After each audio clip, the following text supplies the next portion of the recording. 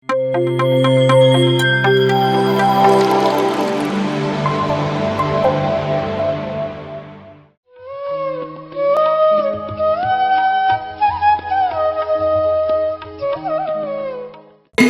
repeat whatever I say. Okay? Everybody will repeat. అందరూ నేనేం చెప్తానో అందరూ అది చేయండి. ఓకే? మూలాధార, స్వాధిష్టాన, మణిపూరక, అనాహత, విశుద్ధ, ఆజ్ఞ, సహస్రార. మూలాధార, స్వాధిష్టాన, మణిపూరక, అనాహత, విశుద్ధ, ఆజ్ఞ, సహస్రార. With two hands. Now I will tell you what these things are. Mooladhara is the body. The whole body is Mooladhara. The mind is Swadhisthana. The intelligence is Manipuraka. The silence is Anahata. Truth is Vishuddha. Meditation is Ajna. Service is Sahasrara. Right. Now, everybody repeat. The body is the Mooladhara. The mind is the Swadhisthana. The intelligence is the Manipuraka. Silence is Anahata. Truth is Vishuddha. Meditation is Ajna. Service is Sahasrara. Okay? Now,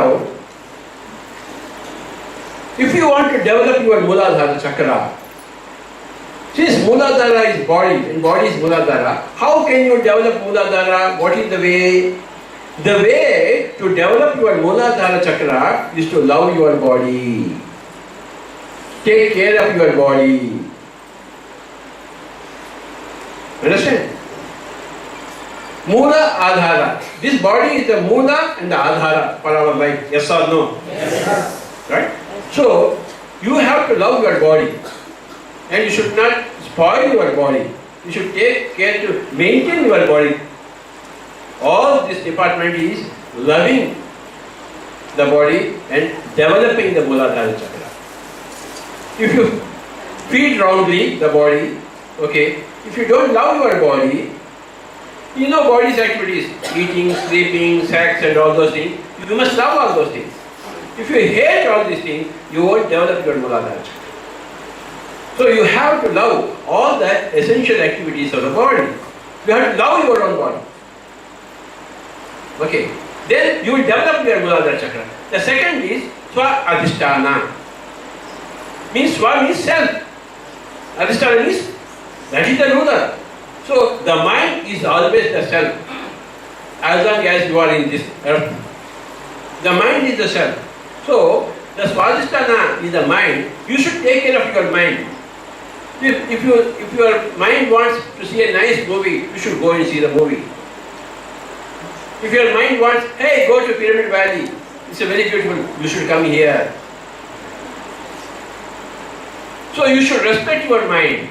You should respect your love, your mind. Love your mind. You must take care of your mind. Then you are developing your Swadhisthana. Understand? Jesus Christ said, love. Love what? Love thy body, Mooladhara. Love thy mind, Swadhisthana. Love thy intelligence. I want to read some great book by Deepak Chopra. I should read that book. When you are reading that book, you are developing your Manipuraka. You should love your intelligence. Why we all want to read books? We want to develop our Manipuraka chakra, Panditya. We want to develop our scholarship. We love our scholarship. We love our intelligence. Who will take care of your intelligence? Not others. Who will take care of your body? Who will take care of your mind? You have to take care of your body. You have to take care of your mind. And you have to take care of your intelligence. So body, mind and intelligence are Mooladhara and Swadhisthana and Manipuraka. Then comes the fourth one. Now you must learn to love silence. Silence is not body. Silence is not mind. Silence is not intelligence. Silence is silence. Anahata. Ahata means sound. Anahata means no sound. You must learn to love no sound. That is anahata. The more you are silence, the more you develop your anahata. The more you love your body, you take care of all this body exercise, games, all these things, you are loving your muladhara. Sports, chess, you are loving your mind. Reading books, learning from others. Then you are learning to love your intelligence. Then silence. Chumayu. Ramana Maharshi. Always. A lifetime of silence. What is he doing? He is developing his anahata. Okay.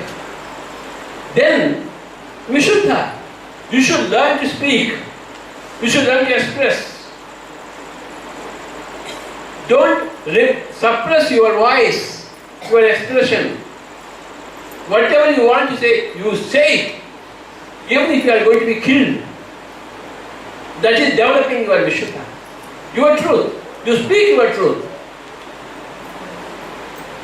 Oh, if I speak the truth, he will kill me.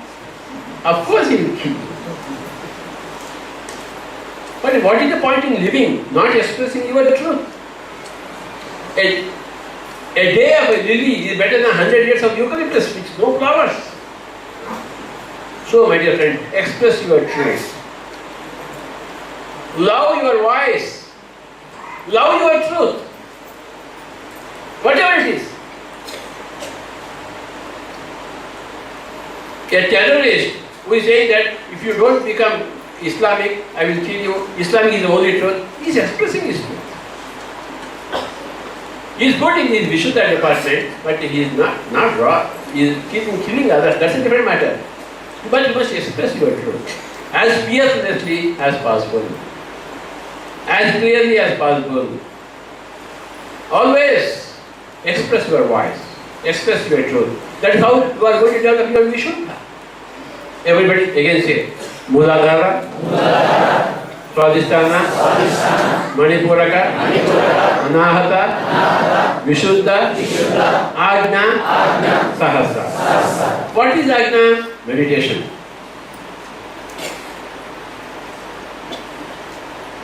You must love your body, Muladhara, you must love your mind, mental activities, dance, music, games, sports, okay, anything, they are all mind activities. Then intelligence activities. Learning from others, learning from Chinmayananda, learning from Yogananda Paramahansa, reading all the books. They are intellectual activities, intelligence development. Then silence. No Chinmayananda, no Yogananda Paramahansa, only silence. No husband, no wife, only silence. Then speak out. Speak out. Then meditation. You must close your eyes and then observe your breathing. Then the mind becomes empty. Then the Ajna Chakra will blossom. This is Sudarshana Chakra, this is Ajna Chakra, this is Guru Chakra. When you learn to meditation, then what happens, whatever issues forth from your mouth will become an Ajna, order for others. Unless you activate your third eye, your mouth will be in disorder. Your body will be in disorder, your mind will be in disorder, your intelligence will be in disorder, your silence will be in disorder, everything will be in disorder. This is order. Ajna means order. You become a guru, you become a teacher of the world. All the masters who have come to the Ajna Chakra, who have developed their Ajna Chakra, Sudarshan Chakra, you see everything here, you become the guru of the Jagat, Jagat Guru. All those people who are here, they are all Jagat Gurus. Because you are all masters of meditation. Then what happens? These are the Shat Chakras. Now, you go beyond the chakras. Sahasrara is not within the body, or not connected to the body. It is beyond the body. What is Sahasrara? Service. Helping others. Teaching others. Now, how many types of service are there? 6. Mooladhara service, Swadhisthana service, Manipuraka service, Anahata service, Vishuddha service and Ajna service. There are 6 types of services. What is Mooladhara service? If somebody has got a pain, you go and do some body massage.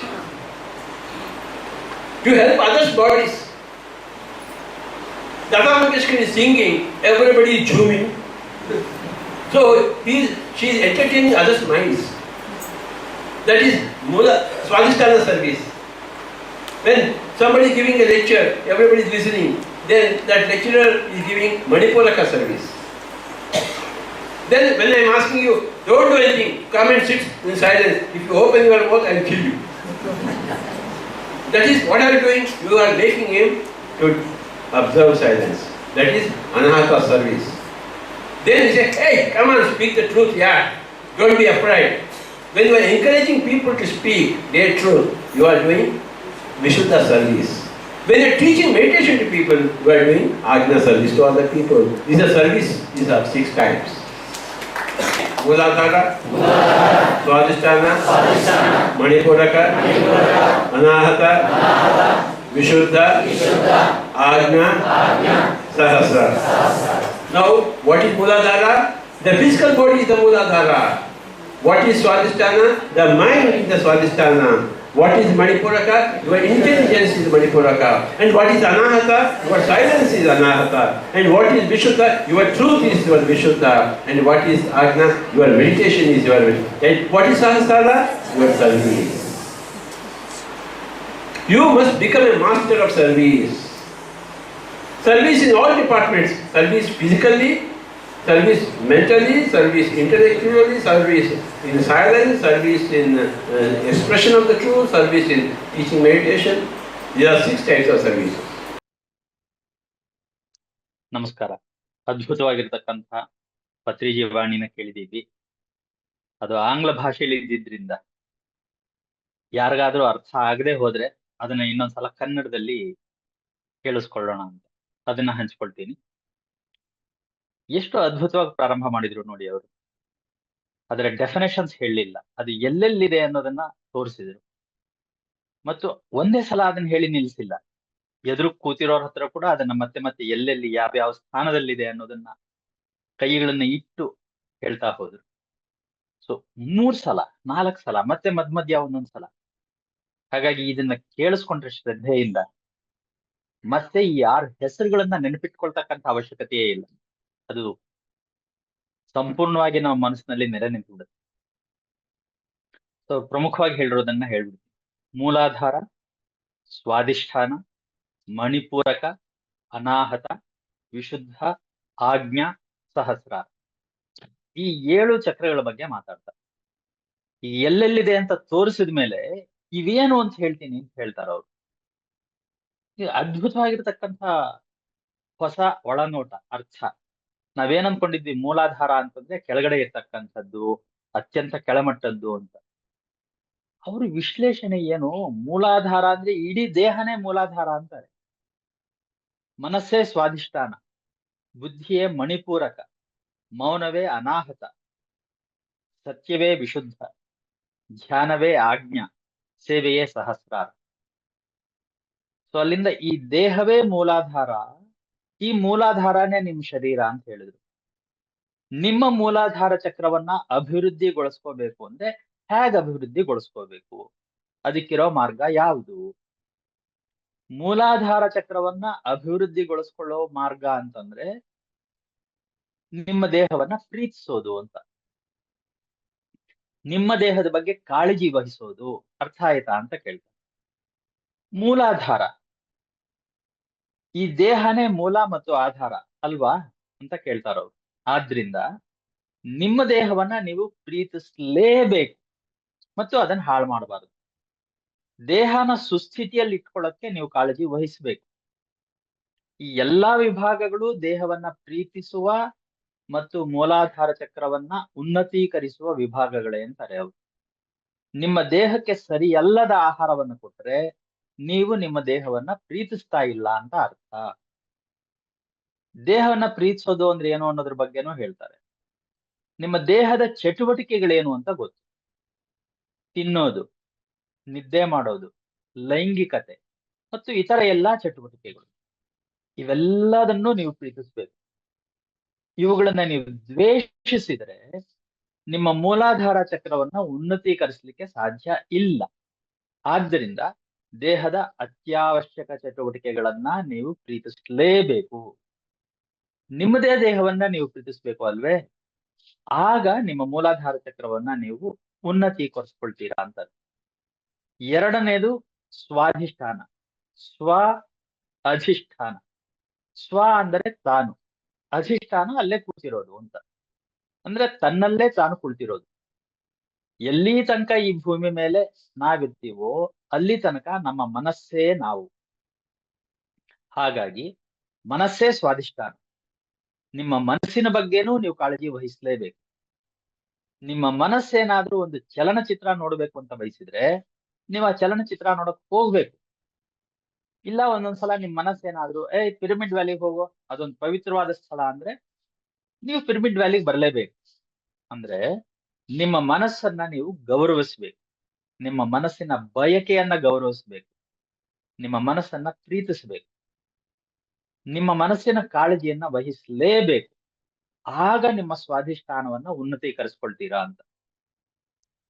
Jesus ಪ್ರೀತಿಸು ಅಂತ ಹೇಳಿದ್ರಲ್ಲ, ಏನನ್ನ ಪ್ರೀತಿಸ್ಬೇಕು ಅಂತ ಪ್ರಶ್ನೆ ಕೇಳ್ತಾರೆ ಅವರು.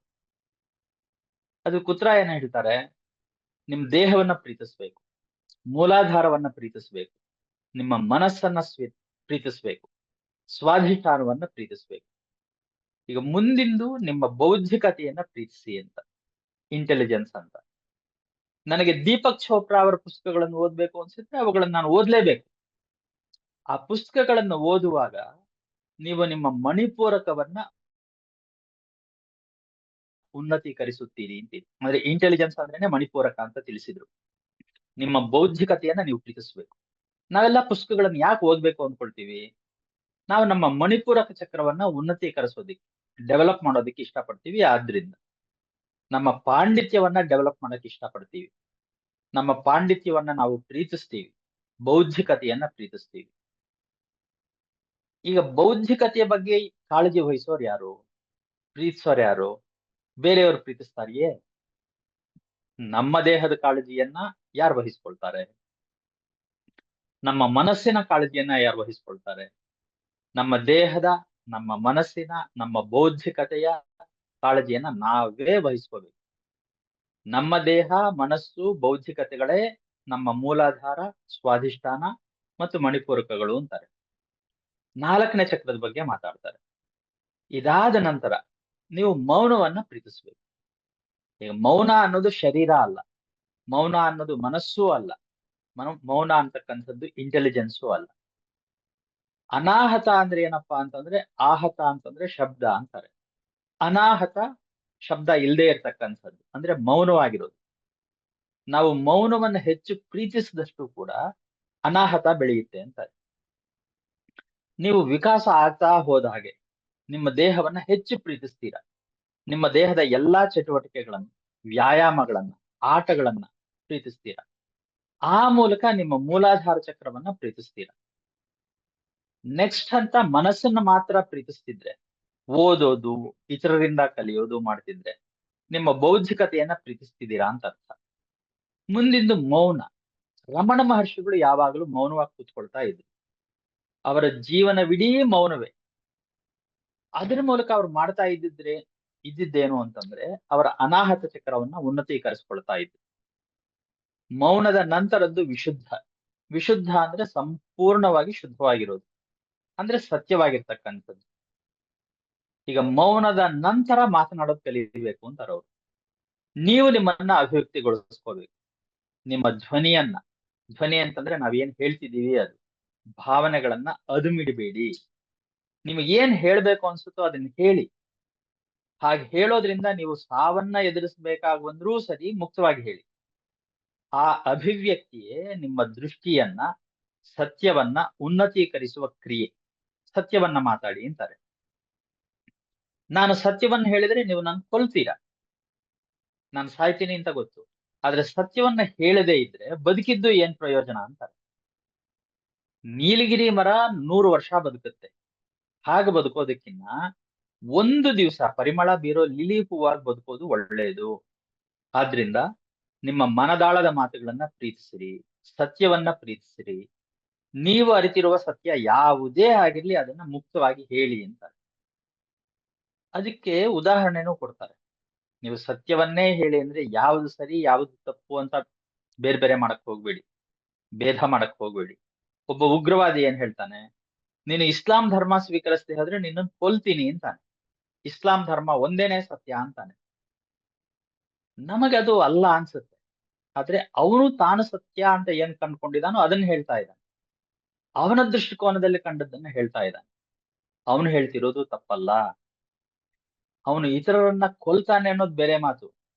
ಆದ್ರೆ ಅವನಿಗೆ ಗೊತ್ತಿರೋ ಸತ್ಯನ ನಿರ್ಭಯವಾಗಿ ಹೇಳ್ತಾ ಇದ್ದಾನೆ. ಹಾಗೆ ನೀವು ಅರಿತಿರ್ತಕ್ಕಂತಹ ಸತ್ಯವನ್ನ ಎಷ್ಟು ನಿರ್ಭಯವಾಗಿ ಹೇಳಬಹುದೋ ಅಷ್ಟು ನಿರ್ಭಯವಾಗಿ, ಎಷ್ಟು ಸ್ಪಷ್ಟವಾಗಿ ಹೇಳಬಹುದೋ ಅಷ್ಟು ಸ್ಪಷ್ಟವಾಗಿ ಹೇಳ್ಬೇಕು. ಸದಾ ನಿಮ್ಮ ಮನದಾಳದ ಮಾತುಗಳನ್ನ ಹೊರಹಾಕಿ, ನೀವು ಅರಿತಿರುವ ಸತ್ಯವನ್ನ ಹೊರಹಾಕಿ.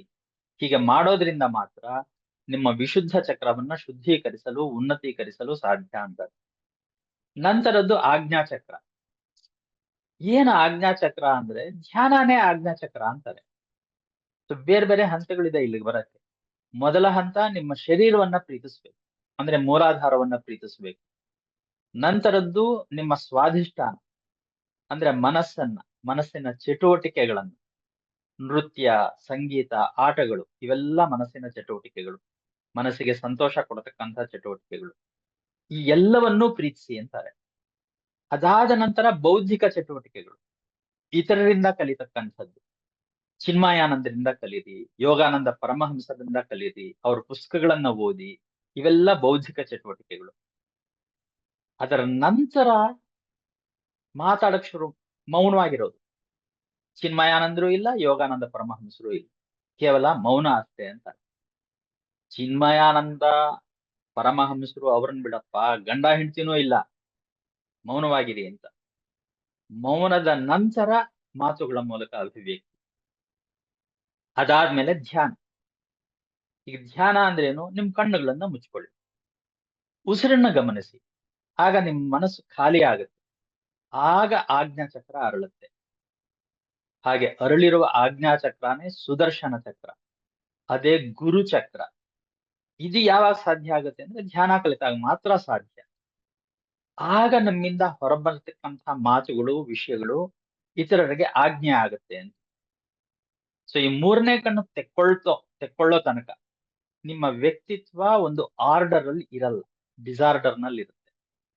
ನಿಮ್ಮ ದೇಹ, ನಿಮ್ಮ ಮನಸ್ಸು, ನಿಮ್ಮ ಬೌದ್ಧಿಕ ಶಕ್ತಿ, ನಿಮ್ಮ ಮೌನ ಎಲ್ಲವೂ ಡಿಸಾರ್ಡರ್ ನಲ್ಲಿ ಇರುತ್ತೆ. ಆದ್ರೆ ಒಂದು ಸಲ ಮೂರನೇ ಕಣ್ಣು ತೆಕ್ಕೊಂಡ್ರೆ ಎಲ್ಲವೂ ಆರ್ಡರ್ ಅಲ್ಲಿ ಬಂದ್ಬಿಡುತ್ತೆ. ಆಜ್ಞಾ ಚಕ್ರ ಅರಳಿದಾಗ ನೀವು ಗುರುವಾಗ್ತೀರಾ, ಜಗದ್ಗುರುವಾಗ್ತೀರಾ ಅಂತಾರೆ. ಎಲ್ಲಾ ಪಿರಮಿಡ್ ಮಾಸ್ಟರ್ಗಳು ಆಜ್ಞಾ ಚಕ್ರನು ಅರಳಿದೆ, ಅವರು ಮೂರನೇ ಕರ್ಣನ್ನ ತೆಕ್ಕೊಂಡಿದ್ದಾರೆ, ಸುದರ್ಶನ ಚಕ್ರವನ್ನ ಉನ್ನತೀಕರಿಸ್ಕೊಂಡಿದ್ದಾರೆ. ಎಲ್ಲವೂ ಅವ್ರಿಗೆ ಸ್ಪಷ್ಟವಾಗಿ ಕಾಣುತ್ತೆ. ಇಲ್ಲಿ ಕುಳಿತಿರೋ ಎಲ್ಲಾ ಪಿರಮಿಡ್ ಮಾಸ್ಟರ್ಗಳು ಜಗದ್ಗುರುಗಳೇ ಅಂತಾರೆ. ಯಾಕೆ ಅಂದ್ರೆ ನೀವೆಲ್ಲ ಧ್ಯಾನ ಶಿಕ್ಷಕರು. ಧ್ಯಾನವನ್ನ ಹೇಳ್ಕೊಡ್ಬೇಕಾದ್ರೆ ನೀವು ಧ್ಯಾನವನ್ನ ಕಲ್ತಿರೋದ್ರಿಂದ ಈ 6 ಚಕ್ರಗಳನ್ನ ದಾಟಿ ಸಹಸ್ರಾರವನ್ನ ಕಲ್ತಿದೀರ. ಈ ಸಹಸ್ರಾರ ಅಂದ್ರೇನು? ಇದು ನಮ್ ದೇಹದಲ್ಲಿಲ್ಲ, ದೇಹದ ಸಂಪರ್ಕದಲ್ಲಿಲ್ಲ, ಅದು ದೇಹಾತೀತವಾದದ್ದು ಅಂತಾರೆ. ಸಹಸ್ರಾರ ಅಂದ್ರೆ ಏನಪ್ಪಾ ಅಂದ್ರೆ ಅವ್ರು ಕೊಡೋ ಡೆಫಿನೇಷನ್, ಸಹಸ್ರಾರ ಅಂದ್ರೆ ಸೇವೆ, ಇತರರಿಗೆ ಸಹಾಯ ಮಾಡ್ತಕ್ಕಂಥದ್ದು. ಸೊ ಇವತ್ತಿನ ವಾಣಿಯ ಕ್ಯಾಪ್ಷನ್ ಏನಿತ್ತು ಅಂತಂದ್ರೆ 7 ಚಕ್ರಗಳು 6 ಸೇವೆಗಳು ಅಂತ. ಆ 6 ಸೇವೆಗಳು ಯಾವುದು ಅಂತಾರೆ. ಈಗ 6 ಚಕ್ರಗಳು ಹೇಳಿದ್ನಲ್ಲಪ್ಪ, ಅವುಗಳ ಸೇವೆ ಮಾಡೋದೇ 6 ಸೇವೆಗಳು ಅಂತಾರೆ. ಮೂಲಾಧಾರ ಸೇವೆ, ಸ್ವಾಧಿಷ್ಠಾನ ಸೇವೆ, ಮಣಿಪೂರಕ ಸೇವೆ, ಅನಾಹತ ಸೇವೆ, ವಿಶುದ್ಧ ಸೇವೆ, ಆಜ್ಞಾ ಸೇವೆ. ಸಹಸ್ರಾರ ಸೇವೆ ಇಲ್ಲ, ಯಾಕಂದ್ರೆ ಸಹಸ್ರಾರನೇ ಸೇವೆ. ಮೂಲಾಧಾರ ಸೇವೆ ಅಂದ್ರೇನು? ಯಾರದೋ ಕಾಲಿಗೆ ನೋವಾಗಿದೆ, ನೀವು ಹೋಗಿ ಕಾಲಿಗೆ ಮಸಾಜ್ ಮಾಡಿ, ಅಂದ್ರೆ ಅವರ ದೇಹಕ್ಕೆ ನೋವಿನಿಂದ ಹೊರಬರಕ್ ಸಹಾಯ ಮಾಡಿ. ಯಾರೋ ಹಾಡ್ತಿದ್ದಾರೆ, ಎಲ್ರೂ ಅದನ್ನ ಕೇಳ್ತಾ ಮೈಮರ್ತಿದ್ದಾರೆ. ಅಂದ್ರೆ ಅದು ಇತರರ ಮನಸ್ಸನ್ನ ಆಕರ್ಷಿಸ್ತಾ ಇದೆ, ಅವ್ರಿಗೆ ಸಂತೋಷ ಕೊಡ್ತಾ ಇದೆ. ಅದು ಸ್ವಾಧಿಷ್ಠಾನದ ಸೇವೆ. ಇಲ್ಲ, ಇನ್ಯಾರೋ ಉಪನ್ಯಾಸ ಕೊಡ್ತಾ ಇದ್ದಾರೆ, ಎಲ್ರೂ ಅದನ್ನ ಕೇಳ್ತಾ ಇದ್ದಾರೆ. ಆಗ ಆ ಉಪನ್ಯಾಸಕ ಮಾಡ್ತಾ ಇರ್ತಕ್ಕಂಥ ಸೇವೆ ಯಾವ್ದಪ್ಪ ಅಂದ್ರೆ ಮಣಿಪೂರಕ ಸೇವೆ ಅಂತಾರೆ. ಬನ್ನಿ, ಕೂತ್ಕೊಳ್ಳಿ, ಮೌನವಾಗಿ ಕೂತ್ಕೊಳ್ಳಿ, ಬಾಯ್ ಬಿಟ್ರೆ ನಿಮ್ಮನ್ನು ಸಾಯಿಸ್ಬಿಡ್ತೀನಿ ಅಂತ ನಾನು ಹೇಳಿದ್ರೆ ನೀವು ಮೌನನ ಗಮನಿಸುವ ಹಾಗೆ ಮಾಡ್ತೀನಿ. ಅದು ಅನಾಹತ ಸೇವೆ ಅಂತಾರೆ. ಬಾರಪ್ಪ, ಹೆದರ್ಕೋಬೇಡ, ಸತ್ಯಾನ್ ಹೇಳು ಅಂತ ಇತರರನ್ನ ಹುರಿದುಂಬಿಸಿದಾಗ ನೀವು ವಿಶುದ್ಧ ಸೇವೆ ಮಾಡ್ತಾ ಇದ್ದೀರಿ ಅಂತಾರೆ. ನೀವು ಧ್ಯಾನವನ್ನ ಹೇಳ್ಕೊಡುವಾಗ ನೀವು ಜನರಿಗೆ ಆಜ್ಞಾ ಸೇವೆ ಮಾಡ್ತಾ ಇದ್ದೀರಿ ಅಂತಾರೆ. ಹೀಗೆ 6 ರೀತಿ ಸೇವೆಗಳು. ಎಲ್ಲಾ ಡಿಪಾರ್ಟ್ಮೆಂಟ್ ಅಲ್ಲೂ ನೀವು ಮಾಸ್ಟರ್ಸ್ ಆಗ್ಬೇಕು. ಮತ್ತೆ ಇನ್ನೊಂದ್ಸಲ ಅದನ್ನ ಕ್ರೋಢೀಕರಿಸಿ ಹೇಳ್ತಾರೆ. ದೈಹಿಕ ಸೇವೆ, ಮಾನಸಿಕ ಸೇವೆ, ಬೌದ್ಧಿಕ ಸೇವೆ, ಮೌನದ ಸೇವೆ, ಸತ್ಯದ ಅಭಿವ್ಯಕ್ತಿಯ ಸೇವೆ, ಧ್ಯಾನ ಕಲಿಸುವಿಕೆಯ ಸೇವೆ. ಇವು 6 ರೀತಿ ಸೇವೆಗಳು ಅಂತ ಮುಕ್ತಾಯ ಮಾಡ್ತಾರೆ. ಪತ್ರಿಜೀವಾಣಿ ಇವತ್ತು 13 ನಿಮಿಷ ಇದ್ದಿದ್ರಿಂದ ಅದರಲ್ಲಿ ನನ್ನ ಗ್ರಹಿಕೆ ಏನು ಅನ್ನೋದನ್ನ ನಿಮ್ ಜೊತೆ ಹಂಚ್ಕೋಬೇಕು ಅಂತ. ಈ ಷಟ್ಚಕ್ರಗಳ ಬಗ್ಗೆ ನಮಗೆ ಇದ್ದಿದ್ದ ಕಲ್ಪನೆಗೂ ಮತ್ತು ಪತ್ರಿಜಿಯವರು ಅದನ್ನ ವಿವರಿಸ್ತಾ ಇರೋ ರೀತಿಗೂ ಇರ್ತಕ್ಕಂಥ ವ್ಯತ್ಯಾಸವನ್ನು ಗಮನಿಸಿದರೆ ಆಶ್ಚರ್ಯ ಅನ್ಸುತ್ತೆ. ನಮ್ಮ ದೃಷ್ಟಿಲಿ ಏನಿತ್ತು, ನಮ್ಮ ದೇಹದಲ್ಲಿ ಷಟ್ಚಕ್ರಗಳಿದೆ, ಮೂಲಾಧಾರ ಅನ್ನೋದು ಎಲ್ಲೋ ಒಂದ್ ಕಡೆ ಇದೆ, ಸ್ವಾಧಿಷ್ಠಾನ ಅದ್ರ ಮೇಲೆ, ಮಣಿಪೂರಕ ಅದ್ರ ಮೇಲೆ, ಹೀಗೆ ಒಂದೊಂದೇ ಚಕ್ರಗಳಿದೆ. ನಾವು ಜೀವನದಲ್ಲಿ ಸಹಸ್ರಾರವನ್ನು ಮುಟ್ಟಬೇಕು ಅಂತಂದ್ರೆ ಮೊದಲು ಆಜ್ಞಾ ಚಕ್ರಕ್ಕೆ ಹೋಗ್ಬೇಕು. ಅಲ್ಲಿಗೆ ಹೋದ್ರೆ ನಮ್ಮ 3ನೇ ಕಣ್ ತೆಕ್ಕೊಳ್ಳುತ್ತೆ. ಒಂದೊಂದು ಚಕ್ರ ಭೇದಿಸ್ಕೊಂಡು ಹೋದಾಗ್ಲೂ ನಮ್ಗೆ ವಿಶೇಷವಾದ ಶಕ್ತಿಗಳು ಕೈವಶ ಆಗುತ್ತೆ. ಅದರಿಂದ ಏನೇನೋ ವಿಶೇಷವಾದದ್ದನ್ನ ಸಾಧಿಸಬಹುದು.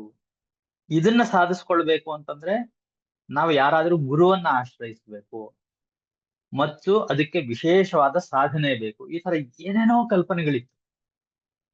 ಅದನ್ನೆಲ್ಲ ಒಂದೇ ಸಲ ಪತ್ರಿಜಿಯವರು ಕತ್ತಿಲಿ ಬಾಳೆ ಗಿಡ ಕತ್ತರಿಸಾಕ್ಬಿಡ್ತಾರ. ಇಲ್ಲಿ ಮೂಲಾಧಾರ ಅಂದ್ರೆ ಎಲ್ಲೋ ಒಂದ್ ಕಡೆ ಇದೆ, ಅದು ಮೂಲ, ನಿನಗೆ ಆಧಾರ ಅನ್ಕೊಂಡು ಅಲ್ಲೇ ಇದೆ ಅನ್ಕೋಬೇಡ. ನಿನ್ನ ಇಡೀ ದೇಹವೇ ಮೂಲಾಧಾರ ಅಂತಾರೆ. ಎಂತ ಅದ್ಭುತವಾಗಿರ್ತಕ್ಕಂಥ ಪ್ರತಿಪಾದನೆ ಅದು ಅಂತ ಅನ್ನಿಸ್ತು ನನಗೆ. ಅಂದ್ರೆ ನಮ್ಮ ಇಡೀ ದೇಹವೇ ಮೂಲಾಧಾರ ಅಂತಂದ್ರೆ ದೇಹ ನಮಗೆ ಮೂಲ, ಅದು ನಮಗೆ ಆಧಾರ, ಉನ್ನತ ಮಟ್ಟಕ್ಕೆ ಇರ್ತಕ್ಕಂಥದ್ದಕ್ಕೆ. ಹಾಗಾಗಿ ಅದನ್ನ ಅಷ್ಟಕ್ಕೆ ಉಪಯೋಗಿಸ್ಕೊಳ್ಳಿ ಅಂತ. ಮತ್ತು ಅದು ಬೇರೆ ಬೇರೆದಕ್ಕೆ ಹೇಳ್ತಕ್ಕಂಥ ವಿವರಣೆಗಳು ಅದ್ಭುತವಾಗಿರ್ತಕ್ಕಂಥದ್ದು. ಸ್ವಾಧಿಷ್ಠಾನ ಅಂತಂದ್ರೆ ನೋಡಪ್ಪ ಮನಸ್ಸು. ದೇಹ ಭೌತಿಕವಾದದ್ದು, ಮನಸ್ಸು ಭೌತಿಕವಾದದ್ದಲ್ಲ. ದೇಹದ ಒಳಗೆಲ್ಲೋ ಚಕ್ರ ಇದೆ ಅನ್ಕೋಬೇಡಿ. ನಿಮ್ಮ ಮನಸ್ಸೇ ಸ್ವಾಧಿಷ್ಠಾನ. ಅದಕ್ಕಿನ್ನ ಇನ್ನೂ ಒಂದು ಮೇಲಿನ ಹಂತಕ್ಕೆ ಹೋದ್ರೆ ಅದು ಮಣಿಪೂರಕ, ಬೌದ್ಧಿಕ ಶಕ್ತಿ, ಜ್ಞಾನ. ಅದಾದ್ಮೇಲೆ ಅನಾಹತ ಅಂತಾರೆ, ಮೌನವಾಗಿರ್ತಕ್ಕಂಥದ್ದು. ಇದೇನು ಬುದ್ಧಿಶಕ್ತಿ ಮಣಿಪೂರಕ ಅಂತ ಹೇಳಿ ಮೌನ ಅನಾಹತ ಅಂತಾರಲ್ಲ ಅಂದ್ರೆ, ಅಲ್ಲಪ್ಪ, ನೀನು ಜ್ಞಾನವನ್ನ ಸಂಪಾದಿಸ್ಬೇಕಾದ್ರೆ ಬೇರೆ ಬೇರೆ ಮಾರ್ಗಗಳನ್ನ ಅನುಸರಿಸ್ತೀಯ. ಒಂದು, ಗ್ರೇಟ್ ಮಾಸ್ಟರ್ಸ್ ಬರ್ತಿರ್ತಕ್ಕಂಥ ಪುಸ್ತಕಗಳನ್ನ ಓದ್ತೀಯ, ಸಜ್ಜನ ಸಾಂಗತ್ಯದಿಂದ ತಿಳ್ಕೊಳ್ತೀಯ, ಸ್ವಾಧ್ಯಾಯದಿಂದ ತಿಳ್ಕೊಳ್ತೀಯ. ಇದೆಲ್ಲ ಆದ್ಮೇಲೆ ನೀನು ಮಂಥನ ಮಾಡ್ಬೇಕಲ್ಲ ಅದನ್ನ, ಸ್ವಾಧ್ಯಾಯ ಆದ್ಮೇಲೆ. ಹಾಗೆ ಮಂಥನ ಮಾಡ್ಬೇಕು ಅಂತಂದ್ರೆ ಮೌನವಾಗಿರ್ಬೇಕು. ಕಂಬಳಿ ಹುಳು ಹೇಗೆ ತನ್ನ ಕೋಶದೊಳಗೆ ಕೂತ್ಕೊಂಡು ಧ್ಯಾನಸ್ಥರಾಗಿ ಹೊಸ ಜ್ಞಾನ ಪಡ್ಕೊಂಡು ಹೊಸ ಮರುಹುಟ್ಟನ್ನ ಪಡ್ಕೊಂಡು ಚಿಟ್ಟಿಯಾಗಿ ಹೊರಗೆ ಬರುತ್ತೋ, ಹಾಗೆ ನೀನು ಮೌನದಲ್ಲಿ ಇರ್ಬೇಕು ಅಂತ. ಆ ಮೌನದಲ್ಲಿ ನಿನ್ಗೇನೋ ಸತ್ಯ ದರ್ಶನ ಆಗುತ್ತೆ. ಆಗ ನೀನು ಅದನ್ನ ಹೊರಗೆ ಹೇಳಬೇಕು. ಅದೇ ವಿಶುದ್ಧ. ಅದಾದ್ಮೇಲೆ ಮತ್ತೇನ್ ಮಾಡ್ಬೇಕು ಅಂದ್ರೆ ಧ್ಯಾನಕ್ಕೆ ಹೋಗ್ಬೇಕು ನೀನು ಅಂತ. ಧ್ಯಾನಕ್ಕೆ ಹೋಗ್ತಕ್ಕಂಥದ್ದು ಅಂತಂದ್ರೆ ಇಷ್ಟೆಲ್ಲಾ ತಿಳ್ಕೊಂಡ ಮೇಲೆ ಏನ್ ನಡೀತಾ ಇದೆ ಅನ್ನೋದನ್ನ ಗಮನಿಸ್ತಾ ಹೋಗ್ತಕ್ಕಂಥದ್ದು. ಬರೀ ಸಾಕ್ಷೀಭೂತವಾಗಿರ್ತಕ್ಕಂಥದ್ದು, ವಿಟ್ನೆಸ್ ಆಗಿರ್ತಕ್ಕಂಥದ್ದು. ನೋಡಪ್ಪ, ಇದಿಷ್ಟು ಕೂಡ ಚಕ್ರಗಳು. ಇನ್ನೊಂದು ಸಹಸ್ರಾರ ಅಂತ ಚಕ್ರ ಇದೆ ಅಂತೀವಪ್ಪ, ಅದು 7ನೇ ಚಕ್ರ ಅಂತೀವಿ. ಅದಕ್ಕೂ ದೇಹಕ್ಕೂ ಸಂಬಂಧ ಇಲ್ಲ ಅಂತಾರ ಅವ್ರು. ಅದು ದೇಹಕ್ಕೆ ಮೀರಿರ್ತಕ್ಕಂಥದ್ದು. ಸೊ ಈ ಹಂತಗಳನ್ನ ನೀನು ದಾಟ್ಕೊಂಡು ಹೋಗ್ಬೇಕು. ಮತ್ತು 6 ಸೇವೆಗಳಿದೆ ಅಂತಾರೆ. 6 ಸೇವೆಗಳು ಅಂದ್ರೆ ಯಾವುದು? ಒಂದೊಂದು ಚಕ್ರಕ್ಕೆ ಸಂಬಂಧಪಟ್ಟಿರ್ತಕ್ಕಂಥ ಒಂದೊಂದು ಸೇವೆ ಅಷ್ಟೇನಪ್ಪ ಅದು. ಈ ಮೊದ್ಲೇನ್ ಮಾಡ್ತಾ ಇದ್ವಿ ಅಂತಂದ್ರೆ, ಮೂಲಾಧಾರ ಅಂತಂದ್ರೆ ನಮ್ಮನ್ನ ನಾವು ಪ್ರೀತಿಸ್ಕೊಳ್ತಾ ಇದ್ವಿ. ದೈಹಿಕ ಬಯಕೆಗಳು, ಕಾಮನೆಗಳು ಇಂಥವು. ಅದರಿಂದ ಮುಂದಕ್ಕೆ ಹೋದ್ರೆ ಇನ್ನೇನೋ ಗಳಿಸ್ಬೇಕು ಅಂತ ಮನಸ್ಸು, ಅದಾದ್ಮೇಲೆ ಜ್ಞಾನ, ಎಲ್ಲವೂ ನಮಗಾಗಿ, ಸ್ವಪ್ರಯೋಜನಕ್ಕಾಗಿ, ಸ್ವಾರ್ಥಕ್ಕಾಗಿ ಪಡ್ಕೊಳ್ತಾ ಇದ್ವಿ. ಅದಕ್ಕೆ ನಮ್ಮ ಶಕ್ತಿ ವಿನಿಯೋಗ ಆಗ್ತಾ ಇತ್ತು. ಈಗ ಷಟ್ಚಕ್ರಗಳನ್ನ ದಾಟಿ ಸಹಸ್ರಾರಕ್ಕೆ ಹೋಗಿದೀವಿ ಅಂದ್ರೆ ಏನರ್ಥ? ನಾವು ದೈವತ್ವ ತಲುಪಿದೀವಿ ಅಂತ ಅರ್ಥ. ಈಗ ಸ್ವಾರ್ಥ ಇಲ್ಲ, ಈಗ ನಿಸ್ವಾರ್ಥ ಅಥವಾ ಪರರಿಗೆ ಉಪಯೋಗವಾಗ್ತಕ್ಕಂಥ ಪರಮಾರ್ಥದ ಕಡೆಗೆ ಹೋಗ್ತಾ ಇದ್ದೀವಿ. ಅದ್ ಯಾವ ಮೂಲಕ ವ್ಯಕ್ತಪಡಿಸ್ಬೋದು ಅಂದ್ರೆ ಇತರರಿಗೆ ಸೇವೆ ಮಾಡೋದ್ರ ಮೂಲಕ. ಮಮತಾ ಮೇಡಮ್ನೇ ತಗೊಂಡ್ರೆ ಎಷ್ಟೋ ವರ್ಷಗಳ ಕಾಲ ಅಧ್ಯಯನ ಮಾಡಿದ್ರು, ಬೇರೆ ಕಡೆಯಿಂದ ಕಲ್ತ್ಕೊಂಡ್ರು, ವೈದ್ಯಕೀಯ ವೃತ್ತಿಯನ್ನ ಪಾಸ್ ಮಾಡಿ ಅದನ್ನ ಸರ್ಟಿಫಿಕೇಟ್ ತಗೊಂಡು ಬಂದು ಬೇರೆಯವ್ರ ಜೊತೆ ಕೆಲಸ ಮಾಡಿ ಅದರಿಂದ ಜ್ಞಾನ ಪಡ್ಕೊಂಡು ಈಗೇನ್ ಮಾಡ್ತಿದ್ದಾರೆ ಅಂದ್ರೆ ಅದ್ರ ಮೂಲಕ ಸೇವೆ ಮಾಡ್ತಾ ಇದ್ದಾರೆ. ನಾವೇನ್ ಗಳಿಸ್ಕೊಂಡಿದ್ವೋ ಅದ್ರ ಮೂಲಕ ಇತರರಿಗೆ ಸೇವೆ ಮಾಡ್ತಕ್ಕಂಥದ್ದು. ಎಲ್ರೂ ಅಷ್ಟೇನೆ, ಅದು ಬೇರೆಯವ್ರಿಗೆ ವಿನಿಯೋಗ ಆಗಬೇಕು ಅಂತ. ಆ ಸಹಸ್ರಾರಕ್ಕೆ ಹೋದ್ರೆ ಸೇವೆ ಬಿಟ್ಟು ಇನ್ನೇನೂ ಇರೋದಿಲ್ಲ ನಿಮ್ಗೆ, ಎಲ್ಲಾ ಹಂತಗಳನ್ನು ದಾಟಿದ ಮೇಲೆ ಅಂತ. ಯಾವ ರೀತಿ ಸೇವೆ ಮಾಡ್ಬೋದು? ಮೊದಲು ನಿನಗ್ ನೀನೇನ್ ಸೇವೆ ಮಾಡ್ಕೊಳ್ತಿದ್ಯೋ ಅದನ್ನ ಬೇರೆಯವ್ರಿಗೆ ಮಾಡಸ್ತೇನೆ. ಮೇಲು ಕೀಳು ಅಂತಕ್ಕಂಥದ್ದಿಲ್ಲ. ದೈಹಿಕ ಸೇವೆ ಮಾಡು, ಯಾರಿಗೋ ನೋವಾಗಿದೆ ಹೋಗಿ ಮಸಾಜ್ ಮಾಡು, ದೈಹಿಕ ಸೇವೆ ಆಗುತ್ತೆ. ಇಲ್ಲ, ಯಾರಿಗೋ ಮನಸ್ಸಿಗೆ ಬೇಸರವಾಗಿದೆ, ಅವರ ಮನಸ್ಸಿಗೆ ಸೇವೆ ಮಾಡು, ಸಂಗೀತ, ನೃತ್ಯ, ನಾಟಕ, ಕ್ರೀಡೆ, ಇದು ಸ್ವಾದಿಷ್ಟಾನ. ಇಲ್ಲ, ಮಣಿಪೂರಕಕ್ಕೆ ಹೋದ್ರೆ ಜ್ಞಾನ ಇದೆಯಲ್ಲ ಅದನ್ನ ಬೇರೆಯವ್ರಿಗೆ ಹಂಚ್ತಕ್ಕಂಥದ್ದು, ಅದು ಸೇವೆ. ಇಲ್ಲ, ಅನಾಹತಕ್ಕೆ ಹೋದ್ರೆ ಮೌನ ಅನುಭವಿಸೋದನ್ನ ಅವ್ರಿಗೆ ಕಲಿಸ್ಕೊಡ್ಬೇಕು, ಅದು ಸೇವೆ. ಇಲ್ಲ, ಅದಕ್ಕಿಂತ ಮುಂದಿನ ಹಂತಕ್ಕೆ ಹೋದ್ರೆ ನಾವು ಕಂಡುಕೊಂಡಿರ್ತಕ್ಕಂಥ ಸತ್ಯವನ್ನ ನಿರ್ಭಯವಾಗಿ ಬೇರೆಯವ್ರಿಗೆ ಹೇಳ್ಕೊಡ್ತಕ್ಕಂಥದ್ದು, ಹಂಚ್ಕೊಳ್ತಕ್ಕಂಥದ್ದು, ಅದು ವಿಶುದ್ಧದ ಸೇವೆ ಅಂತ. ಜ್ಞಾನ ಚಕ್ರಕ್ಕೆ ಹೋಗ್ಬಿಟ್ರೆ ಆಜ್ಞಾ ಚಕ್ರಕ್ಕೆ ಹೋದ್ರೆ ಆವಾಗ ಸೇವೆ ಏನಪ್ಪಾ ಅಂತಂದ್ರೆ ಕಲಿಸ್ಕೊಡ್ತಕ್ಕಂಥದ್ದು ಜ್ಞಾನವನ್ನ ಬೇರೆಯವರಿಗೆ. ಸೊ ಇವಿಷ್ಟು 6 ಸೇವೆಗಳು ಅಂತ ಲಿಸ್ಟ್ ಮಾಡ್ತಾರೆ. ಈಗ ನಮ್ಗಿರೋ ಪ್ರಶ್ನೆ ಏನು ಅಂತಂದ್ರೆ, ಇವೆಲ್ಲ ಅರ್ಥ ಆಗಿದೆ ಸರ್, ಸ್ವಲ್ಪ ಅರ್ಥ ಆಯ್ತು, ನೀವು ಚಕ್ರಗಳು ಅಂತಂದ್ರೆ ಅದು ಸ್ಟೇಜಸ್ ಅಷ್ಟೇನೆ, ಹಂತಗಳಷ್ಟೇನೆ ಅಂತ ಹೇಳಿದ್ರಿ, ಅದು ಅರ್ಥ ಆಯ್ತು. ಈಗ ನಾವು ಸಾಧಿಸ್ಬೇಕಲ್ಲ, ಸಿದ್ಧಿ ಆಗ್ಬೇಕಲ್ಲ, ಅದಕ್ಕೆ ಏನ್ ಮಾಡ್ಬೇಕು? ಈಗ ಮೊದಲು ನಾವೇನ್ ಅನ್ಕೊಂಡಿದ್ವಿ, ಯಾರನ್ನ ಗುರುಗಳನ್ನ ಆಶ್ರಯಿಸ್ಬೇಕು, ಅವರು ಮಂತ್ರೋಪದೇಶ ಮಾಡ್ತಾರೆ, ಸಿದ್ಧಿ ಆಸನದಲ್ಲಿ ಕೂತ್ಕೊಂಡು ಸಾಧನೆ ಮಾಡಿ ಸಿದ್ಧಿ ಪಡಿಬೇಕು. ನೀವೆಲ್ಲ ಉಲ್ಟಾ ಮಾಡ್ಬಿಟ್ಟಿದೀರ. ಈಗ ನಾವು ಸಹಸ್ರಾರಕ್ಕೆ ಹೋಗ್ಬೇಕು ಅಂದ್ರೆ ಏನ್ ಮಾಡ್ಬೇಕು? ಏನೂ ಕಷ್ಟ ಇಲ್ಲಪ್ಪ. ನೋಡು, ನಿನ್ನನ್ನ ನೀನು ಪ್ರೀತಿಸೋದನ್ನ ಕಲ್ತ್ಕೊ. ಈ ಷಟ್ಚಕ್ರಗಳು ಅಂತ ಯಾವ್ಯಾವ್ದನ್ನ ನಾವು ಹಂತಗಳು ಅಂತ ಹೆಸರಿಸಿದೀವೋ ಆಯಾ ಹಂತವನ್ನ ಪ್ರೇಮ ಭಾವದಿಂದ ನೋಡೋದ್ ಕಲ್ತ್ಕೊ. ಪ್ರೇಮ ಭಾವದಿಂದ ನೋಡು ಅಂತ. ಪ್ರತಿ ಚಕ್ರನು ಪ್ರೀತಿಸ್ಬೇಕಷ್ಟೇನೆ. ಪ್ರೀತಿಸೋದು ಅಂದ್ರೇನು? ನಾವ್ ಯಾರನ್ನ ಪ್ರೀತಿಸ್ತಿದೀವಿ ಅಂದ್ರೆ ಏನ್ ಮಾಡ್ತೀವಿ? ನಮ್ಮನೇಲಿ ಯಾರನ್ನ ಚಿಕ್ಕ ಮಕ್ಕಳಿದ್ದು ಅವ್ರ ಬಗ್ಗೆ ನಮ್ಗೆ ಅಪಾರವಾದ ಪ್ರೀತಿ ಇದ್ರೆ ಅವ್ರ ಬಯಕೆಗಳೇನೇನಿದೆ ಅದನ್ನು ಪೂರೈಸ್ತೀವಿ. ಹಾಗೆ ನಾವು ಯಾವ ಯಾವ ಚಕ್ರಗಳ ಹಂತದಲ್ಲಿ ನಾವು ಏನನ್ನ ಗುರುತಿಸ್ಕೊಳ್ತಾ ಇದೀವೋ ಅವುಗಳ ಬಯಕೆಗಳನ್ನ ಪೂರೈಸ್ಬೇಕು ಅಂತ ಅಷ್ಟೇ. ಈಗ ಮೂಲಾಧಾರದಲ್ಲಿ ಪ್ರೀತಿಸೋದು ಅಂತಂದ್ರೇನು? ಮೂಲಾಧಾರದ್ದೇನಿದೆಯೋ ಅದ್ರ ಬಯಕೆಗಳು ಪ್ರೀತಿಸ್ತಕ್ಕಂಥದ್ದು, ಪೂರೈಸ್ತಕ್ಕಂಥದ್ದು. ಅವ್ರು ಅದನ್ನೇ ಏನ್ ಹೇಳಿದ್ದಾರೆ? ದೇಹನ ಪ್ರೀತಿಸ್ಬೇಕು, ಮನಸ್ಸನ್ನ ಪ್ರೀತಿಸ್ಬೇಕು, ಬೌದ್ಧಿಕತೆಯನ್ನ ಪ್ರೀತಿಸ್ಬೇಕು, ಸತ್ಯನ ಪ್ರೀತಿಸ್ಬೇಕು, ಮೌನಾನ ಪ್ರೀತಿಸ್ಬೇಕು, ಧ್ಯಾನನ ಪ್ರೀತಿಸ್ಬೇಕು, ಕೊನೆಗೆ ಸೇವೆನೂ ಪ್ರೀತಿಸ್ಬೇಕು ಅಂತ. ಅದು ಎಲ್ಲಾನು ಪ್ರೀತಿಸ್ಬೇಕು ಅನ್ನೋದು ನಿಜ. ಆದ್ರೆ ಯಾವುದಕ್ಕೆ ಎಷ್ಟು ಮಹತ್ವ ಕೊಡಬೇಕು, ಯಾವಾಗ ಮಹತ್ವ ಕೊಡಬೇಕು, ಯಾಕೆ ಕೊಡ್ಬೇಕು ಅನ್ನೋದನ್ನೂ ಗಮನದಲ್ಲಿಟ್ಕೋಬೇಕು. ಇದು ಅರ್ಥ ಆಗ್ಬೇಕಾದ್ರೆ ಮೊದಲು ನಾವೆಲ್ಲಿದ್ವಿ, ಈಗ ಎಲ್ಲಿದ್ದೀವಿ ಅನ್ನೋದು ಅರ್ಥ ಆಗ್ಬೇಕು. ಈಗ ನೀವು ಈ ಮಾನವ ಜನ್ಮಕ್ಕೆ ನಾವು ಬರ್ಬೇಕಾದ್ರೆ ವಿಕಾಸದ ಹಾದಿಯಲ್ಲಿ ಎಷ್ಟು ಮೆಟ್ಟಲುಗಳನ್ನ ದಾಟಿ ಈ ಹಂತಕ್ಕೆ ಬಂದಿದೀವಿ ಅನ್ನೋದನ್ನ ಒಂದ್ಸಲ ಗಮನಿಸಿದ್ರೆ ಅದು ಅರ್ಥ ಆಗ್ಬೇಕು.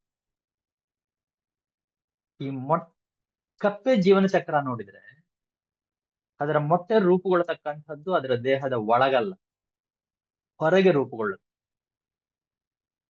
ಮತ್ತೆ ಆ ಮೊಟ್ಟೆಗಳ ಸಂಖ್ಯೆ ಎಷ್ಟಿರುತ್ತೆ ಅಂತಂದ್ರೆ ಅಗಣಿತ, ಎಣ್ಸಕ್ಕಾಗದೇ ಇರೋಷ್ಟು. ಯಾಕೆ ಅಷ್ಟೊಂದು ಮೊಟ್ಟೆಗಳಿಡ್ತಾವು? ಅದು ಹೊರಗಡೆ ಮೊಟ್ಟೆ ಇಡ್ತಿದ್ದಾಗೇನೆ ಬೇರೆ ಜಲಚರಗಳು, ಮೀನುಗಳು, ಹಾವುಗಳು ಎಲ್ಲ ನುಂಗ್ ಹಾಕ್ಬಿಡುತ್ತೆ. ಸೊ ಒಂದು ಸಲ ಅಷ್ಟು ಮೊಟ್ಟೆ ಬಂದ್ರೆ ಅದರಲ್ಲಿ ಉಳ್ಕೊಳ್ಳೋದು ಬಹಳ ಕಡಿಮೆ. ಆ ಮೊಟ್ಟೆಗಳಲ್ಲಿ ಗದ ಮೊಟ್ಟೆಗಳಾಗೋದೆಷ್ಟು, ಆ ಗದ ಮೊಟ್ಟೆಗಳಲ್ಲಿ ಕಪ್ಪೆಗಳಾಗೋದೆಷ್ಟು. ಈ ಎಲ್ಲಾ ಹಂತಗಳು ದಾಟಿದ ನಂತರವೇ ಕಪ್ಪೆಗಳ ಸಂತತಿಯ ಅಳಿವು ಉಳಿವು ನಿರ್ಧಾರ ಆಗುತ್ತೆ. ಆದ್ದರಿಂದಲೇ ಅಷ್ಟೊಂದು ಮೊಟ್ಟೆಗಳನ್ನ ನಾವಿಡುತ್ತೆ. ಸೊ ಪ್ರಕೃತಿ ಏನ್ ಹೇಳುತ್ತೆ? ವಂಶಾಭಿವೃದ್ಧಿ ಆಗ್ತಾ ಇರಬೇಕು, ಇದು ಉಳಿಬೇಕು ಅಂತ. ಹಾಗೆ ಅದನ್ನು ಪಾರ್ ಮಾಡಕ್ಕೆ ಏನ್ ಮಾಡ್ತದು? ಹೊರಗಡೆ ಮೊಟ್ಟೆ ರೂಪುಗೊಳ್ಳೋದನ್ನ ಬಿಟ್ಟು ದೇಹದ ಒಳಗಡೆಯೇ ಮೊಟ್ಟೆ ರೂಪುಗೊಳ್ಳೋ ಹಾಗೆ ಮಾಡುತ್ತೆ.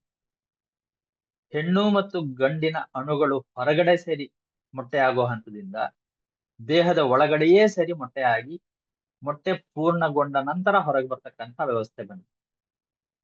ಆ ಹಂತದಲ್ಲೇ ಪಕ್ಷಿಗಳು ಮೊಟ್ಟೆ ಇಡಕ್ ಶುರು ಮಾಡಿದ್ವು. ಇಲ್ಲಿಗೆ ಸಮಸ್ಯೆ ಮುಗೀತಾ ಅಂದ್ರೆ ಇಲ್ಲ, ಆ ಮೊಟ್ಟೆಗಳಿಗೂ ಶತ್ರುಗಳ ಕಾಟ, ಅವುಗಳನ್ನು ತಿಂದು ಹಾಕ್ತಕ್ಕಂಥ ಪ್ರಾಣಿಗಳು ಇದ್ವು. ಹಾಗಾಗಿ ಇದನ್ನ ಪರಿಹಾರ ಮಾಡ್ಬೇಕು ಅಂದ್ರೆ ಏನ್ ಮಾಡ್ಬೇಕು? ಮೊಟ್ಟೆ ಬೇಡಪ್ಪ, ಜೀವಿನೇ ಹೊರಗೆ ಬರೋ ಹಾಗೆ ಮಾಡ್ಬಿಡೋಣ. ಹಾಗಾಗಿ ಬೇರೆ ಬೇರೆ ಜೀವಿಗಳು ಸೃಷ್ಟಿಯಾದವು, ಅಂದ್ರೆ ಬೇರೆ ಬೇರೆ ಹಂತಗಳು. ಈ ಪ್ರಾಣಿ ಸಂಕುಲದಲ್ಲಿ ನಾವು ಇಲಿ, ಮೊಲ, ಬೆಕ್ಕು, ಹಂದಿ, ನಾಯಿ, ಸಿಂಹ, ಹಸು, ಎಮ್ಮೆ, ಆನೆ, ಮಾನವ ಹೀಗೆ ವಿಕಾಸದಲ್ಲಿ ಗಮನಿಸ್ತಾ ಹೋದ್ರೆ ಅವುಗಳ ಸಂತತಿಯ ಜನನ ಆಗೋ ಪ್ರಮಾಣ ಮೊದಲು ಅತ್ಯಂತ ಜಾಸ್ತಿ ಇದ್ದಿದ್ದು ಬರ್ತಾ ಬರ್ತಾ ಬರ್ತಾ ಒಂದೇ ಒಂದಕ್ಕೆ ಇಳಿದ್ಬಿಟ್ಟಿದೆ. ಯಾಕೆ ಅಂತಂದ್ರೆ ಪ್ರಕೃತಿ ಎಲ್ಲಾ ಹಂತಗಳಲ್ಲೂ ಇರೋ ಅಪಾಯಗಳನ್ನ ಗುರುತಿಸಿ ಅದಕ್ಕೇನ್ ಪರಿಹಾರ ಅಂತ ಹುಡುಕಿ ಅದೆಲ್ಲಾ ರಕ್ಷಣಾ ವ್ಯವಸ್ಥೆ ಮಾಡಿದ ಮೇಲೆ ಜನನದ ಪ್ರಮಾಣದ ಸಂಖ್ಯೆ ಕಮ್ಮಿ ಆಗಿದೆ. ಇದನ್ನೇ ನಾವು ವಿಕಾಸ ಅಂತ ಕರಿತೀವಿ. ಸೊ ಈ ವಿಕಾಸವನ್ನ ನಾವು ಗೌರವಿಸ್ಬೇಕು, ಈ ಅಂಶಗಳನ್ನ ಪ್ರೀತಿಯಿಂದ ಸ್ವೀಕರಿಸ್ಬೇಕು. ಅದನ್ನೇ ಪತ್ರಿಜಿಯವರು ಎಲ್ಲವನ್ನೂ ಪ್ರೀತಿಸ್ಬೇಕು ಅಂತ ಹೇಳಿರೋದು. ಆದ್ರೆ ಈ ಪ್ರಕೃತಿ ತನ್ನ ಸೃಷ್ಟಿಯಲ್ಲಿ ಬದಲಾವಣೆ ಮಾಡ್ತಾ ಹೋಗ್ತಾ ಹೋಗ್ತಾ ಹೋಗ್ತಾ ಉತ್ತಮವಾದದ್ದನ್ನ ಸೃಷ್ಟಿ ಮಾಡಿದೀನಿ, ಇನ್ನು ಹಳೇದ್ ಯಾವುದು ಬೇಡ ಅಂತ ನಾಶ ಮಾಡಿದ್ವಿ. ಅದು ನಾವು ಮಾಡ್ತೀವಿ. ಟೈಪ್ ರೈಟರ್ಗಳು ಸೃಷ್ಟಿ ಮಾಡಿದಾಗ ಬಹಳ ಅದ್ಭುತ ಅನ್ನಿಸ್ತಾ ಇತ್ತು.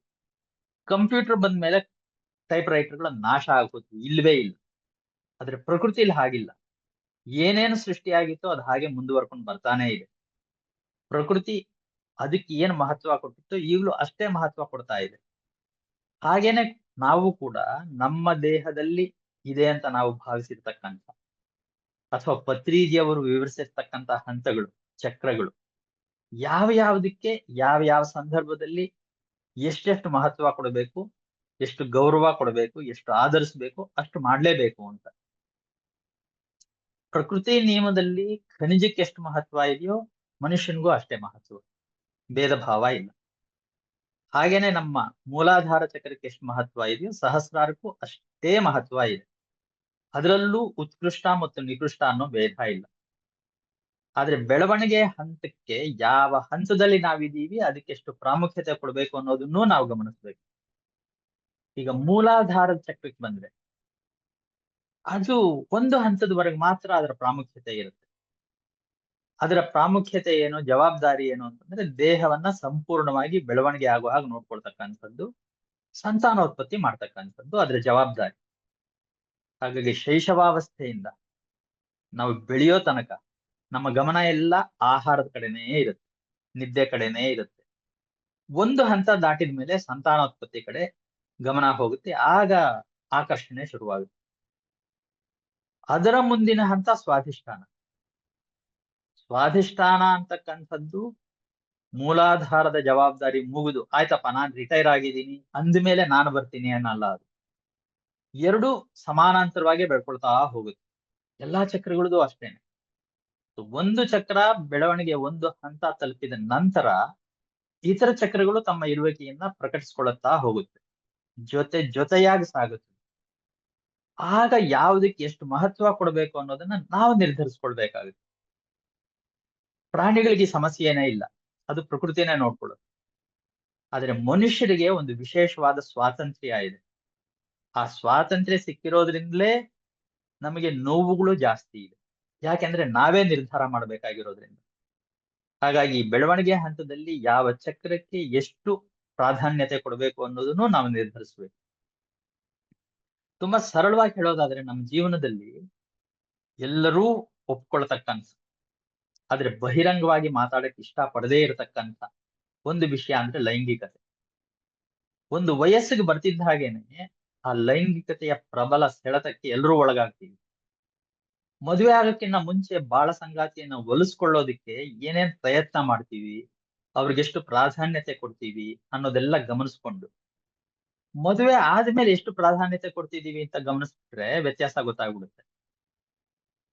ಸಮಯ ಸಿಕ್ಕಾಗೆಲ್ಲ ಜೊತೆಲೇ ಇರಬೇಕು ಅಂತ ಬಯಸೋ ಪ್ರಣಯ ಪಕ್ಷಿಗಳು ಮದುವೆ ನಂತರ ಒಂದೇ ಮನೆಯಲ್ಲಿದ್ರು ಪರಸ್ಪರ ಮಾತಾಡ್ತಕ್ಕಂಥದ್ದು ಕೇವಲ ಅವಶ್ಯಕತೆಗಳ ಪೂರೈಕೆಗೆ ಮಾತ್ರ. ಅಂದ್ರೆ ಅದು ಕೂಡ ಪ್ರಾಧಾನ್ಯತೆ ಕಮ್ಮಿ ಆಗ್ಬಿಡುತ್ತೆ. ಮದುವೆ ಆದ್ಮೇಲೆ ಏನು, 1-2-3 ವರ್ಷ ಆದ್ಮೇಲೆ ಅಥವಾ 1-2 ಮಕ್ಕಳಾದ್ಮೇಲೆ ಅಡ್ಗೆ ಆಗಿದ್ಯಾ, ಮನೆಗೆ ನನ್ನ ಸಾಮಾನ್ ತರ್ಬೇಕಾ, ಮಕ್ಕಳು ಸ್ಕೂಲ್ನಿಂದ ಬಂದ್ರ, ಇಂಥ ಜವಾಬ್ದಾರಿಗಳನ್ನ ಅವಶ್ಯಕತೆಗಳನ್ನ ಪೂರೈಸ್ಕೊಳ್ಳಕ್ಕ ಮಾತ್ರ ಸೀಮಿತವಾಗಿರುತ್ತೆ. ಇದು ತಪ್ಪು ಅಲ್ಲ, ವಿಚಿತ್ರನೂ ಅಲ್ಲ. ಬೆಳವಣಿಗೆ ಹಂತಗಳಲ್ಲಿ ಬದಲಾಗ್ತಾ ಇರತಕ್ಕಂತ ನಮ್ಮ ಮನಸ್ಥಿತಿ ಅಷ್ಟೇ. ಇದು ಪ್ರಕೃತಿಯ ಆಟನೇ. ಆದ್ರೆ 40 ವರ್ಷ ಆದ್ಮೇಲೂ ನಾವು ಮೂಲಾಧಾರದ ಸ್ಥಿತಿಲೇ ಇದೀವಿ ಅಂದ್ರೆ ಅದು ಅಸಹಜ. ಆಗ ನಾವು ಗಮನ ಕೊಡಬೇಕು. 20ರ ನಂತರವೂ ಮೂಲಾಧಾರ ನಮ್ಮನ್ನ ಆಳದೆ ಹೋದ್ರೆ ಅದು ಅಸಹಜ. ಆಗ ಡಾಕ್ಟರ್ ಹತ್ರಕ್ಕೆ ಹೋಗ್ಬೇಕಾಗುತ್ತೆ. ಅದಕ್ಕೆ ಒಂದು ಹಾಸ್ಯಮಯ ಪ್ರಸಂಗವನ್ನ ಹೇಳ್ತಾರೆ ಬೀಚಿ ಜೀವನದಲ್ಲಿ. ಬೀಚಿ ಹೆಂಡತಿ ಬಂದು ಬೀಚಿಗೆ ಹೇಳ್ತಾರೆ, ಏನ್ರಿ ನಮ್ ಮಗ ಯಾವಾಗ್ಲೂ ಆ ಗೋಡೆ ಹತ್ರ ನಿಂತ್ಕೊಂಡು ಕಾಂಪೌಂಡ್ ಹತ್ರ ಪಕ್ಕದ ಮನೆ ಹುಡುಗಿನೇ ನೋಡ್ತಾ ಇರ್ತಾನೆ ಅಂತ. ಬೀಚಿ ಹೇಳ್ತಾರೆ, ಬಿಡು ನನಗೆ ಸಂತೋಷ ಆಯ್ತು, ಸಮಾಧಾನ ಆಯ್ತು. ಈಗ ಅವ್ನು ನೋಡ್ದೆ ಹೋಗಿದ್ರೆ ನಾನು ಅವ್ನ ಡಾಕ್ಟರ್ ಹತ್ರ ಕರ್ಕೊಂಡು ಹೋಗ್ಬೇಕಾಗಿತ್ತು ಅಂತ. ಅಂದ್ರೆ ಆ ಹಂತದಲ್ಲಿ ಏನೇನಕ್ಕೆ ನಾವು ಗೌರವ ಕೊಡ್ಬೇಕು ಆ ಗೌರವ ಕೊಡ್ಬೇಕು, ಅದರ ಬಯಕೆಗಳನ್ನ ಪೂರೈಸ್ಬೇಕು. ಅದು ಪ್ರಕೃತಿಯ ನಿಯಮ. ದೇಹವನ್ನಷ್ಟೇ ಪ್ರೀತಿಸೋದಲ್ಲ, ಹಾಗೇನೆ ಇತರ ಚಕ್ರಗಳು ಪ್ರತಿನಿಧಿಸ್ತಕ್ಕಂಥ ಮನಸ್ಸು, ಜ್ಞಾನ, ಮೌನ, ಸತ್ಯವಾಕು, ಧ್ಯಾನ, ಸೇವೆ ಇವುಗಳನ್ನು ಅಷ್ಟೇ ಗೌರವಿಸ್ಬೇಕು ಅಂತಾರೆ ಪತ್ರಿಜಿ. ಅವುಗಳಿಗೆ ಸಲ್ಲಬೇಕಾಗಿರತಕ್ಕಂತ ಮಹತ್ವವನ್ನೂ ಕೊಡಬೇಕು. ಇದೆಲ್ಲರಲ್ಲಿ ನನಗೆ ಅತ್ಯಂತ ಕಷ್ಟ ಅನಿಸಿದ್ದು ಸತ್ಯವಾಕು, ಸತ್ಯವನ್ನ ಹೇಳ್ತೀನಿ ಅಂತಕ್ಕಂಥದ್ದು. ಪತ್ರಿಜಿ ಅವ್ರೇನ್ ಹೇಳ್ತಾರೆ, ಬಾರಪ್ಪ ಸತ್ಯ ಹೇಳು, ಯಾಕೆ ಹೆದರ್ಕೋತೀಯ, ನನ್ನನ್ನು ಕೊಂದ್ರೂ ಪರವಾಗಿಲ್ಲ, ನಾನು ಸತ್ಯ ಹೇಳೇ ಹೇಳ್ತೀನಿ ಅಂತ ಹೇಳ್ಬೇಕು ನೀನು ಅಂತಾರೆ. ಈ ಸತ್ಯವನ್ನ ಹೇಳಕ್ ಹೋದ್ರೆ ಪ್ರಾಣ ಕಳ್ಕೊಳ್ಳೋ ಭೀತಿ ಸದಾ ಕಾಲದಿಂದಲೂ ಇದೆ. ಯೇಸು ಕ್ರಿಸ್ತ ಸತ್ಯ ಹೇಳದ, ಅವನ್ ಶೂಲಕ್ಕೆ ಏರಿಸಿದ. ಕೋಪರ್ನಿಕಸ್ಸು ಸೂರ್ಯ ಭೂಮಿ ಸುತ್ತಲೂ ಸುತ್ತಾ ಇಲ್ಲಪ್ಪ, ಭೂಮಿ ಸೂರ್ಯನ ಸುತ್ತಲೂ ಸುತ್ತಾ ಇದೆ ಅಂತ ಹೇಳದ. ಅವನ್ನ ಹೆದರಿಸಿ ಬೆದರಿಸಿದ್ರು, ಜೈಲ್ಗೆ ಹಾಕ್ತೀವಿ ಅಂದ್ರು, ಸಾಯಿಸ್ಬಿಡ್ತೀವಿ ಅಂದ್ರು, ಹಿಂಸೆ ಕೊಡ್ತೀವಿ ಅಂದ್ರು. ಹೆದರ್ಕೊಂಡು ಸತ್ಯ ಹೇಳಲಿಲ್ಲ ಅವನು. ಯೇಸು ಕ್ರಿಸ್ತ ಸತ್ಯವನ್ನ ಹೇಳಿ ಮರಣವನ್ನ ಸ್ವೀಕರಿಸಿದ. ಕೊಪರ್ನಿಕಸ್ಸು ಅವನು ಸತ್ತ ಮೇಲೆ ಅವನ ಪುಸ್ತಕ ಪ್ರಕಟ ಆಯಿತು. ಪತ್ರಿಜಿ ಅವ್ರು ಹೇಳೋದು, ನೀವು ಕೊಪರ್ನಿಕಸ್ ತರ ಇರ್ಬೇಡಿ, ಕ್ರಿಸ್ತನ್ ತರ ಇರಿ ಅಂತ.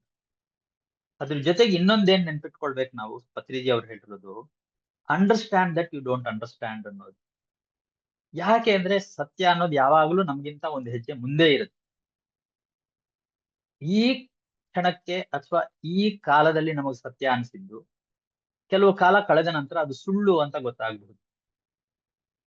ಸರಳವಾದ ಉದಾಹರಣೆ ಅಂದ್ರೆ ನಮ್ಮ ಭೂಮಿದು.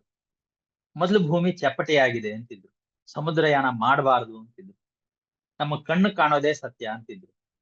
ಎದುರುಗ್ ನೋಡು ಸಮುದ್ರ, ಆ ಕಡೆ ಏನೂ ಇಲ್ಲ, ಬರೀ ನೀರು. ನೀನೇನನ್ನ ಹಡಗ್ನಲ್ಲಿ ಹೋಗ್ತೀನಿ ಅಂದ್ರೆ ಆ ಕಡೆ ಹೋಗಿ ಪ್ರಪಾತಕ್ಕೆ ಬಿದ್ದು ಹೋಗ್ತೀಯ, ವಾಪಸ್ ಬರಲ್ಲ, ಹೋಗ್ಬೇಡ ಅನ್ನೋದು. ಇಲ್ಲ, ಭೂಮಿ ಗೋಳಾಕಾರದಲ್ಲಿದೆ ಅಂತ ಇನ್ನೊಂದು ಸತ್ಯ ಗೊತ್ತಾಯ್ತು. ಅಂದ್ರೆ ಚಪ್ಪಟೆಯಾಗಿದೆ ಅನ್ನೋದು ಸತ್ಯ ಅಲ್ಲ ಅಂತ ನಿರ್ಧಾರ ಆಯ್ತು. ನಂತರ ಏನ್ ಹೇಳಿದ್ರು, ಇಲ್ಲ ಇಲ್ಲ, ಭೂಮಿ ಗೋಳಾಕಾರವಾಗೂ ಇಲ್ಲ, ಅದರ ಧ್ರುವಗಳು ಕಿತ್ತಲೆ ಹಣ್ಣಿನಲ್ಲಿ ಹಾಗೆ ಸ್ವಲ್ಪ ಸ್ವಲ್ಪ ಒಳಕ್ ಹೋಗ್ಬಿಟ್ಟಿದೆ ಎಂದು. ಮುಂದಕ್ಕೆ ಇನ್ನೊಂದ್ ಸತ್ಯ ಏನೋ ಬರಬಹುದು, ಆದ್ರೆ ನಾವು ಕಂಡ್ಕೊಂಡಿರೋ ಸತ್ಯನೇ ಪರಮ ಸತ್ಯ, ಅದೇ ನಿಶ್ಚಿತ ಖಾಚಿತ್ಯ ಅನ್ನೋದು ಗೊತ್ತಿಲ್ಲ. ಆದ್ರೂ ಆ ಕಾಲಕ್ಕೆ ನಾವು ಕಂಡುಕೊಂಡ ಸತ್ಯನ ನಿರ್ಭಯವಾಗಿ ಇತರರೊಂದಿಗೆ ಹಂಚ್ಕೊಳ್ಬೇಕು ಅಂತಾರೆ ಪತ್ರಿಜಿ. ಹಾಗಾದ್ರೇನೆ ಬೆಳವಣಿಗೆ ಸಾಧ್ಯ ಅಂತ. ಹಾಗಲ್ದೆ ಹೋಗಿದ್ರೆ ಅದ್ವೈತ ಸಿದ್ಧಾಂತವನ್ನ ಶಂಕರಾಚಾರ್ಯರು ಪ್ರತಿಪಾದಿಸಿದ ಮೇಲೆ ಇನ್ನೊಬ್ರು ಬಂದು ಇಲ್ಲ ಇಲ್ಲ ಇಲ್ಲ ದ್ವೈತ ಇದೆ ಅಂತ ಹೇಳ್ತಿರ್ಲಿಲ್ಲ. ಆ ದ್ವೈತವನ್ನ ಎಲ್ರೂ ಒಪ್ಕೊಂಡ ಮೇಲೆ ದ್ವೈತವೂ ಇಲ್ಲ ಅದ್ವೈತವೂ ಇಲ್ಲ ವಿಶಿಷ್ಟಾದ್ವೈತ ಇದೆ ಅಂತ ರಾಮಾನುಜಾಚಾರ್ಯರು ಹೇಳ್ತಾನೂ ಇರ್ಲಿಲ್ಲ. ಹಾಗಾಗಿ ಸತ್ಯ ಅವ್ರಿಗನ್ಸಿದ್ದನ್ನ ಅವರು ಸ್ಪಷ್ಟವಾಗಿ ಹಂಚ್ಕೊಳ್ಬೇಕು ಅಂತ ಪತ್ರಿಜಿಯವರು ಹೇಳಿದ್ದಾರೆ. ನನಗೆ ಇದೊಂದು ಮಹಾ ಕಷ್ಟ ಅನ್ನಿಸ್ತಾ ಇದೆ. ಹಾಗಾಗಿ ಇವತ್ತಿನ ಪತ್ರಿಜೀವಾಣಿಯಲ್ಲಿ ನನ್ನ ಗ್ರಹಿಕೆಯನ್ನ ನಿಮ್ ಜೊತೆ ಹಂಚ್ಕೊಂಡಿದ್ದೀನಿ. ಧನ್ಯವಾದಗಳು. PMC ಕನ್ನಡ ಚಾನೆಲ್ ಅನ್ನು ಲೈಕ್ ಮಾಡಿ, ಶೇರ್ ಮಾಡಿ, ಸಬ್ಸ್ಕ್ರೈಬ್ ಮಾಡಿ ಮತ್ತು ಮಾಡಿಸಿ. ಎಲ್ಲರಿಗೂ ಧನ್ಯವಾದಗಳು.